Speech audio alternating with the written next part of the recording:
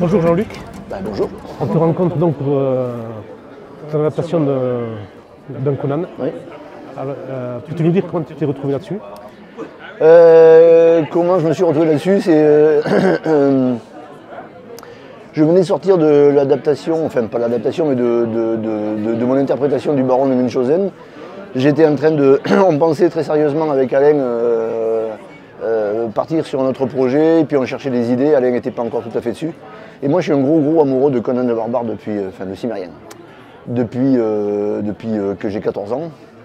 Les BD, le film. J'avais pas trop lu les romans, je les avais lus en fait juste un an avant de commencer à bosser sur le bouquin. Et j'imaginais pas du tout que je puisse en faire un, j'avais vu la série commencer. Et puis au bout d'un moment ça a fini par me tournicoter un petit peu dans la tête. Et j'ai croisé Virginie Augustin pendant le festival d'Angoulême, à qui j'ai demandé qui il fallait tuer pour faire un Conan. Mais elle m'a dit ouais, c'est le projet est sur les rails depuis quand même pas mal de temps, donc à mon avis ils ont dû nous donner les 20 ou 21 nouvelles de Robert Howard déjà à des auteurs. Bon, j'étais en train de terminer du coup mon album du Baron. Quelques mois plus tard, au mois de mai, je me retrouve au Festival de Billère et Anthony Jean faisait une exposition de ces pages justement de Conan.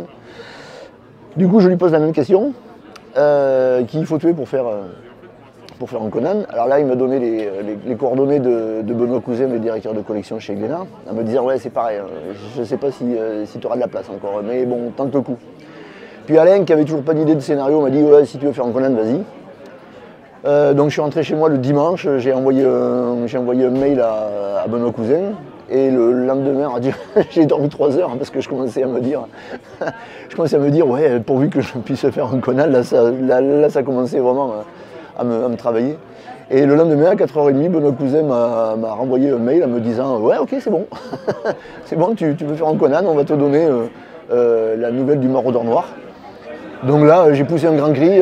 Ma copine qui est rentrée du boulot m'a entendu beugler comme un veau. Elle m'a dit mais qu'est-ce qui se passe? Et la nuit suivante, c'est pareil, j'ai dormi 3 heures. Et là, j'étais en train de m'imaginer les dialogues, les cadrages, et j'étais déjà dans le truc. Alors voilà, comment ça a commencé? Ben voilà, ça a commencé comme ça. Et le travail d'adaptation, tu as su le faire, de suite, tu as bataillé un peu, Oh, c'est petit à petit, hein, ça se fait pas comme ça tout à coup miraculeusement en une seule fois. Alors ça se fait étrangement miraculeusement, parce que finalement ça a été assez fluide, mais comme il faut du temps pour le faire, j'ai pas eu trop de problèmes. La nouvelle je l'avais déjà lue, je l'avais aimée. À la base j'aurais bien aimé faire celle d'Anthony Jean, le survival dans la jungle avec des pics, et je trouvais ça trop cool. Et puis finalement dans la mienne j'avais des pirates, des pics.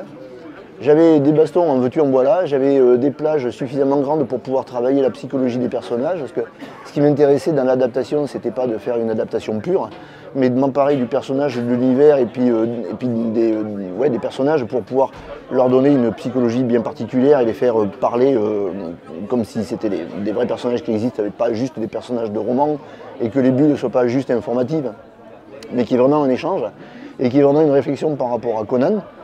Que je me suis amusé à faire d'ailleurs au début de l'album et vers la fin, où on rentre dans la tête de Conan pour savoir ce qu'il pense.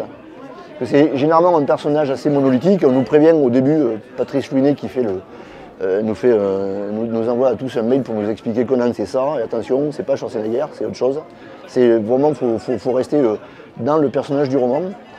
Et du coup, moi je me suis dit, je ne vais pas le faire parler, mais je vais le faire penser. Je veux savoir son rapport à la mort, son rapport à la violence, qu'est-ce qui fait de lui un surhomme? Qu'est-ce qui fait de lui une bête de guerre, mais aussi quelqu'un de philosophe et quelqu'un qui a un sens de l'honneur très approfondi. Donc du coup, il y a 2 scènes comme ça où on rentre dans sa tête, où on a des bulles de textoff, où on sait ce qu'il pense, et éventuellement aussi la trouille qu'il peut avoir quand il voit arriver 10 000 pits sur sa fiole, même s'il est planqué avec quelques pirates derrière une palissade de bois. Voilà. Donc du coup, c'était pas juste une adaptation pure et dure, il n'y avait absolument aucun intérêt à faire ça. Quand on lit une nouvelle, et la plupart des lecteurs que j'ai rencontrés, à peu près la moitié des lecteurs que j'ai eu en dédicace ont lu la nouvelle. Donc forcément qu'ils se font une image. Ils ont les couleurs, ils ont les ambiances, ils ont la tête du personnage, voilà. Si on fait une adaptation pure et dure, où on trahit ce qu'ils ont vu, ou alors on est exactement dans ce qu'ils ont vu et ça n'a aucun intérêt. Autant lire le livre, si c'est pour ouvrir une BD et voir exactement la même chose que ce qu'on a lu sur le bouquin. Moi je voulais aller au-delà de ça. Je voulais montrer des choses un peu surprenantes, modifier 2 ou 3 trucs. que Robert Ward, à l'époque, quand il a écrit l'histoire, en 35 ou 36, les gens, les Américains surtout, avaient une vision de l'exotisme qui était très européenne et enfin, un très ancien continent, mais l'heroic fantasy tel que nous, maintenant, on le conçoit, ça n'existait pas encore. Ça a été amené par Frazetta et puis par plein de dessinateurs et plein d'auteurs, par Tolkien. Mais lui, à l'époque, les gens, quand il voulait faire rêver les lecteurs, il mettait des Cosaques, hein, les steppes russes, il mettait l'Égypte et il mettait les pirates. Et dans cette nouvelle, il y a un moment qui pique un petit peu les yeux, quoi. Conan, au milieu de l'album, sort de la jungle parce qu'il a découvert un trésor pirate et des affaires pour s'habiller, alors qu'au début, il est poursuivi par les pites, il est à moitié à poil. Et il sort de la jungle avec un tricorne ciré, une grande veste de pirate, c'est Pirates des Caraïbes, mais en mieux, quoi. Donc ça n'allait pas du tout avec la conception de l'heroic fantasy qu'on se fait. À l'époque ça marchait bien, là ça marchait pas du tout. Je me suis dit, le gars il est quand même un petit peu plus finot, quoi. Il va se mettre une chemise verte, un pantalon marron, histoire de passer inaperçu, et puis il va se mettre le minimum syndical pour pouvoir crapahuter dans la jungle tranquille, si jamais il est poursuivi par 10 pites. Et les autres personnages, les autres pirates, c'est pareil. J'ai demandé à des copains qui font des spectacles d'incarner les différents méchants et de s'habiller d'une façon particulière en faisant du pirate qui soit un petit peu renaissance, un petit peu médiéval au niveau des épées, des baudriers, de tous les accessoires. Et je me suis surtout inspiré pour les soldats et pour la plupart des individus des costumes des conquistadors dans Aguirre, la colère de Dieu. Les gars ont des armures à moitié rouillées, avec des casques qui datent plus de la Renaissance que du XVIIIe ou du XVIIe siècle. Et en gros, oui, voilà. Le travail sur Conan, en gros, ça a été ça. Et beaucoup de plaisir aussi pendant à peu près 2 ans. 2 ans de boulot. Ouais. C'est pas mal. Surtout que là, comme je me remettais à faire du dessin réaliste que j'avais pas fait depuis que j'étais aux Beaux-Arts, parce que j'avais pas du tout le style de dessin que j'ai sur 2 capés de croc, là il a fallu que je m'y remette. Donc il a fallu que je fasse des arrêts sur image sur YouTube, sur des matchs de catch pour dessiner des catcheurs, me remettre à dessiner des muscles, des articulations et des bonhommes musclés en mouvement et de dessiner de façon réaliste. Et du coup demander à mes potes de s'habiller et de faire des turnarounds pour pouvoir retravailler les plis des vêtements de façon relativement juste. Voilà. Donc j'ai fait tout l'album au crayonné en me disant si jamais j'ai commis des erreurs au niveau des proportions, je vais revenir. Alors, il y en a certaines qu'on ne voit pas, qui restent encore. Malheureusement, si je pouvais revenir sur certaines pages, je le referais. Mais la plupart, du coup, ont été corrigées parce que voilà, ça m'a permis pratiquement 1 an plus tard, après avoir fini tous les crayonnés, quand j'ai fait les couleurs, de me dire ouh là là, les bras ils sont pas à la bonne taille, ou les jambes sont trop courtes, pareil, ou la tête elle est pas bien placée. Donc j'ai fait tous les crayonnés d'un coup et après toutes les couleurs. Enfin, moi je dirais que bon, en parlant de dessin, tu as la période de Capa de Croc. Munchausen te fait passer à notre. Oui, mais ça fait un peu plus un break. Et là, donc, tu changes de style, donc tu as dit plus réaliste. Dorénavant, tu resteras sur quel style alors? Je sais pas. Je sais pas, ça dépend du plaisir qu'on a à dessiner. Sur 2 capés de gros, moi quand je refais des dédicaces ou ça m'arrive de refaire des illustrations, du coup je suis vachement à l'aise parce que j'ai 25 ans pratiquement d'habitude de dessiner les personnages. Donc le trait s'est affiné, s'est assoupli et j'ai toujours beaucoup de plaisir à dessiner cet univers et à dessiner ces personnages. Là c'était un assez gros challenge et il m'a fallu l'album entier pour vraiment être à l'aise dans le dessin, revenir à l'aise dans le dessin réaliste. Donc je sais pas dans lequel, ça dépend en fait de ce qu'on raconte, ça dépend le plaisir qu'on a eu. J'avais énormément de plaisir à dessiner de Cap et de Croc, on avait beaucoup de connivence avec Alain quand on bossait ensemble. Là je me suis, avec Munchausen, je me suis beaucoup amusé parce que c'était une histoire qui me tenait à cœur et j'ai mis beaucoup de choses personnelles. Donc j'avais aussi énormément de plaisir à inventer les cases, à jouer aussi sur l'imaginaire des gens en changeant de style à chaque fois que Munchausen raconte une histoire à quelqu'un de différent. C'était un exercice de style qui était vachement intéressant. J'ai fait un hommage à Billy Bean, qui est un auteur russe de l'époque 1880 à peu près, qui a illustré les contes russes, dont beaucoup d'auteurs de BD d'ailleurs sont fans. Et sur Conan, le fait de faire du réalisme, ça m'a permis aussi de recoller les morceaux avec mes années Beaux-Arts, qui datent d'il y a trop longtemps maintenant, il y a bien longtemps, mais voilà. Je ne suis pas plus à l'aise d'un côté que l'autre. Bon, forcément si avec le De Cap et Le Gros, parce que j'ai dessiné ça pendant beaucoup plus longtemps. Mais on verra, on a éventuellement un petit projet qui traîne avec Alain, qui devrait peut-être, si jamais il aboutit, mélanger un petit peu les deux styles.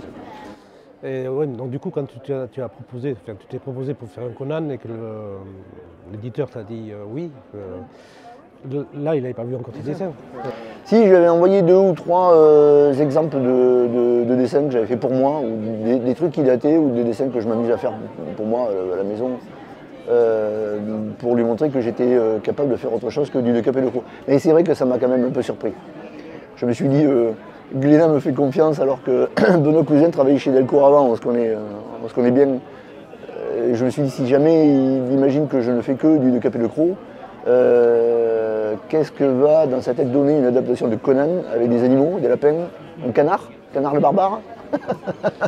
Ça va pas trop le faire. C'est vrai que moi, quand je su que tu faisais un Conan, c'est surprenant. Oui, ça a dû surprendre plus d'une personne. Moi, j'ai eu un peu peur aussi. Au fur et à mesure, pendant ces 2 ans de travail, j'avoue que la question, je me la suis posée plus d'une fois. Parce que la plupart des auteurs, la plupart des lecteurs vous cataloguent dans un style de dessin et se disent, bah voilà, par exemple, Masbou c'est De Cap et Le Gros, et si Masbou fait autre chose que du De Cap et Le Gros, bah, c'est moins bien. Voilà, moi ce que je veux, c'est que Masbou continue à faire du De Cap et Le Gros. Et moi, j'ai pas envie de faire ça. Déjà, avec Le Baron, je m'étais amusé à dessiner des choses un petit peu différentes de temps en temps, pour montrer que j'étais à l'aise dans plusieurs techniques de mise en couleur surtout, et que j'étais capable de faire un petit peu autre chose que du De Cap, même si l'univers est très proche. Il y a encore la Lune qui est toujours très présente. Et là, je me suis dit, ouais, quand ils vont savoir que je fais un Conan, que je dessine de façon réaliste là-dessus, ils vont un petit peu couiner. Puis finalement, bon, là, les critiques que j'en ai lues sont plutôt bonnes. L'accueil du public, bon, c'est délicat d'avoir un avis pertinent là-dessus, parce que les gens qui viennent vous voir en dédicace, c'est les gens qui ont aimé ce que vous avez fait, ou qui viennent de l'acheter mais qui ne l'ont pas encore lu. Donc il n'y a jamais quelqu'un qui vient et qui vous jette l'album au visage en vous disant « Ouais, je préférais quand tu faisais du De Cap et Le Gros. Allez, retourne à dessiner des lapins et des renards. » Donc non, là je pense que c'est bien passé, j'ai mis suffisamment de temps pour re-acquérir mon style, le style que j'avais avant. Je faisais énormément quand même de jeux de rôle quand j'étais aux Beaux-Arts, beaucoup. Et avec Alain et tous les potes des Beaux-Arts qui jouions parfois jusqu'à 5 h du matin, on passait notre temps à dessiner dans les marges de nos fiches de personnages ou carrément à faire des illustrations de nos personnages. Et c'était pas du De Cap et Le Gros, quoi. C'était quand on dessinait des orques, des gobelins, des paladins ou des elfes, on les dessinait de façon quand même relativement réaliste. Et à partir du moment où j'ai dessiné De Cap et Le Gros, je me suis arrêté de faire ça. Voilà. Mais sinon, j'étais quand même furieusement à l'aise quand je dessinais ce genre de trucs. C'est ce que je voulais faire moi à la base au début. Je voulais faire de l'heroic fantasy ou à la Conan ou du féerique genre Dark Crystal ou Seigneur des Anneaux. Mais voilà, j'étais pas si éloigné que ça. Le souci c'est que les gens ne le savent pas. Enfin, maintenant aussi. Masbou c'était le De Cap et Le Gros. On pense à ça tout le temps parce que c'est la série qui a marché et qui a fait connaître. Pour Munchausen, justement, tu avais revu le film Terry Gilliam? Ouais, il y a 2 films en fait qui sont vraiment spectaculaires sur le film sur Munchausen. Il y a celui de Terry Gilliam donc, que j'ai revu, qui a un peu vieilli, dommage, mais par contre qui a une très bonne mise en abîme du personnage, qui est très astucieuse, et puis j'adore le cinéma de Terry Gilliam et l'esprit Monty Python. Et il y a un autre film qui date de 1936, qui a été fait à l'époque de l'Allemagne nazie, qui a été fait en Allemagne où les Allemands ont mis 6 millions de Deutsche Mark pour tourner un film en Agfacolor. C'est le 2e film en couleur au monde. Et un pognon donc monstrueux pour tourner une super production. Et ce film, je le conseille. Il ne fait pas du tout l'apologie de l'Allemagne nazie. Voilà. C'est vraiment aussi... ça commence avec une petite pirouette. Une petite mise en abîme aussi du personnage. Il est très astucieux. Il montre des histoires du baron de Munchausen qu'on ne connaît pas, qui ne sont pas dans le film de Terry Gilliam. Bon, il y a forcément celle du boulet, du baron sur le boulet, mais celui-là, je vous le conseille, on doit pouvoir le trouver sur Internet, sinon on le trouve à l'achat, je l'ai, et ce film, visuellement, est très différent de celui de Terry Gilliam, il est beaucoup plus proche de ce qu'on imagine à la base du baron de Munchausen. Il y a moins de délire visuel, mais il est quand même vraiment très bien, vraiment très agréable à regarder. Et c'est ça aussi qui m'a donné, parce que je le connaissais avant de faire le baron, c'est ça aussi qui m'a donné envie de le faire, le baron, c'est que j'ai lu l'album, je connaissais les deux films, enfin l'album, le livre, je connaissais les deux films et je me suis dit en lisant le bouquin, et en faisant le distinguo entre ces deux histoires, il y a plein d'histoires du baron de Munchausen que personne ne connaît. Et même moi, j'ai pas pu toutes les mettre. Mais les histoires de chasse, avec le chien qui, à force de marcher, a les pattes toutes courtes, tout ce genre de trucs, c'est ça que je voulais faire découvrir aux gens. Au début, je voulais faire un album collectif. Et puis, je me suis dit non, il faudrait trouver un fil rouge intéressant pour lier toutes les aventures. Je vais courir après tout le monde pour réussir à récupérer les pages.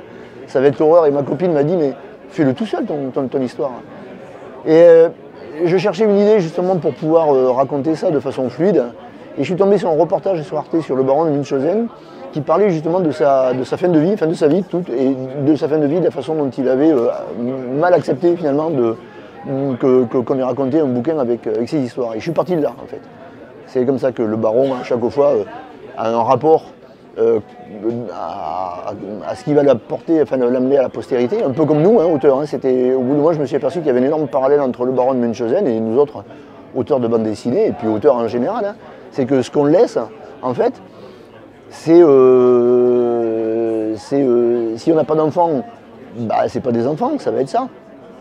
Bon, maintenant j'ai les deux, mais c'est vrai qu'on a un rapport de quasi paternel à l'œuvre qu'on laisse et puis à cette espèce d'héritage qu'on a envie de laisser au monde. Et du coup, c'est ce que le baron devait comprendre au bout d'un moment dans l'histoire. Il devait accepter de passer pour un couillon, mais il l'a toujours fait de façon en parlant, enfin là, de façon orale. Alors que là, tout à coup, c'est des écrits indélébiles qui vont peut-être traverser les siècles. Et je voulais qu'il soit beaucoup plus philosophe que ce qu'il a été réellement dans sa vraie vie. D'accord. Voilà. Et alors je reviens sur Conan. On avait rencontré il y a 2 ans, je crois, Robin Recht sur l'adaptation. Donc lui, il nous disait que bon, le film de John Milius l'avait beaucoup marqué quand il l'avait vu à l'époque. Est-ce que pour toi... Ah oui, pareil. Ouais. Moi, ça m'a pas marqué que pour Conan. J'étais déjà fan de Conan et ce film, il fait partie du top 2 de mes meilleurs films, mais il est énormément fondateur. Je vais dire un truc du coup à propos de ce film qui, à mon avis, est très certainement vrai pour d'autres films. C'est qu'il est découpé en sketch. En plus, l'histoire emprunte énormément aux écrits de Howard et de Spike de Camp, celui qui a repris Conan après. Il y a donc des histoires qui sont empruntées au roman. Il y a un petit peu de Bélite, la Côte Noire, quand sa copine, quand Valéria, qui du coup n'est pas Bélite, revient d'entre les morts pour l'aider à la fin. L'histoire de la crypte où il trouve une épée, c'est une histoire de Spike de Camp. Et il y a plein comme ça de petits sketchs. Il y a des clins d'œil à la tour de l'éléphant, quand il monte dans la tour pour essayer de piquer l'œil du serpent. Et toutes les séquences sont découpées visuellement avec une photo différente, une photographie, une lumière différente. Et ça permet énormément de faire des ellipses de temps et de lieu. On s'aperçoit quand on ne met pas la même ambiance colorée qu'on n'est pas au même endroit. On n'est pas obligé de mettre un texte-off en disant plus tard, il y a un autre endroit, voilà. Ça, visuellement, boum, ça l'explique. Et des ellipses de temps aussi. Si vous faites une différence entre les moments du jour, coucher de soleil, nuit, et voilà, vous savez qu'il y a 2 ou 3 heures qui se sont passées, vous n'avez pas besoin, pareil, de faire un texte-off. Et ce film-là, ça a été vraiment fondateur pour moi. C'est à partir de ce film-là que je me suis rendu compte que moi, à la couleur, je pouvais juste montrer des tas de choses sans avoir besoin de les expliquer. Et en plus me permettre de faire des choses jolies. Ça, après, je me suis énormément entraîné quand j'ai bossé dans le dessin animé avant de faire de la bande dessinée. Entre les beaux-arts et la bande dessinée, j'ai bossé pendant 6 ans dans le dessin animé. Je faisais des décors couleurs. Et ça m'a énormément fait la main sur ça. Placer des lumières, placer des ambiances colorées. Et donc ce film, déjà, visuellement, déjà, ça a été mon meilleur professeur de couleurs. Et même une limite du coup de scénario. Outre ce fait, je trouve que c'est une très bonne adaptation du film. Mais une adaptation parce que Milius en est emparé et il en a fait autre chose. C'est sûr que ça trahit le personnage. Conan, c'est pas un gars, c'est pas un culturiste un peu lourdeau comme Schwarzenegger. C'est un gars qui est plutôt souple, qui du coup d'ailleurs ressemble au très mauvais Conan avec Jason Momoa. Je trouve que Jason Momoa du coup incarne beaucoup mieux physiquement le vrai Conan des bouquins. Par contre, le film est une catastrophe. Mais il y a des punchlines dans ce film. Il y a des scènes qu'on voit très rarement dans les films hollywoodiens. Par exemple, je pense à la scène où Conan parle avec Subotai de religion. Où il y en a un qui est dans un dogme fermé, je crois en Chrome c'est comme ça. Si jamais je ne dis pas la bonne réponse, je me fais jeter du Valhalla. Et l'autre, par contre, est beaucoup plus ouvert philosophiquement. Il est taoïste, il n'a pas de dogme, il croit en son truc. Il s'est fait sa propre philosophie.